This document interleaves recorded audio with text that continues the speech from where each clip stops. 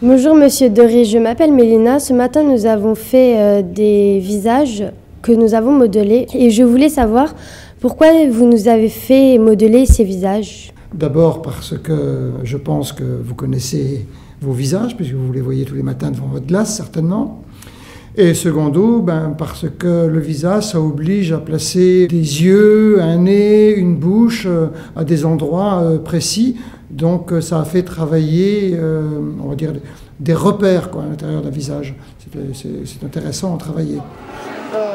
Quand vous allez retirer les masques, vous les laissez bien sur la table. Pour ceux qui veulent. Je pense que travailler dans le noir, ils ne savaient pas ce qu'ils étaient en train de faire réellement. Ils ne savaient pas si ce qu'ils étaient en train de faire allait donner quelque chose en fait. Et le but de cette expérience était celle-ci. Je l'ai mis pour pas qu'ils se décollent. D'accord ? Comment vous avez appris à les faire dans le noir ? J'ai démarré des cours de modelage, un peu comme toi ce matin.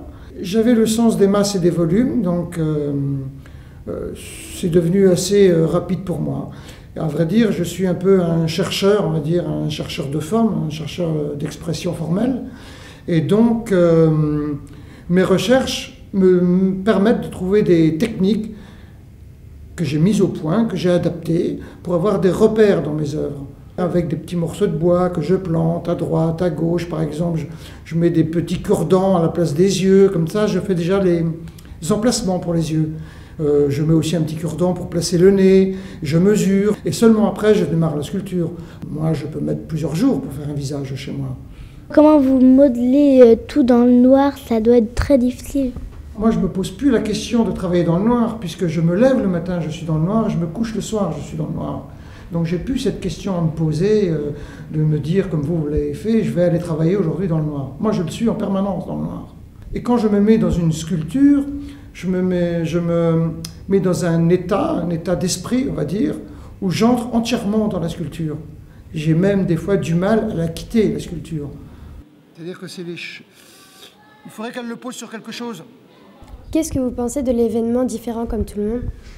Alors je trouve que c'est un événement absolument formidable parce que ça permet justement de sensibiliser les plus jeunes au fait que nous sommes tous pareils. C'est une excellente initiative et j'espère surtout que cette initiative va être reprise avec un peu de chance au sein de toute la France. Ça serait vraiment génial. Avez-vous un message à passer au préfet ? Surtout, le message que j'ai à lui faire passer, c'est continuer. Ce que vous faites, c'est vraiment c'est super. Il arrive à faire passer cette petite graine de vie comme ça au niveau de milliers et de milliers d'enfants.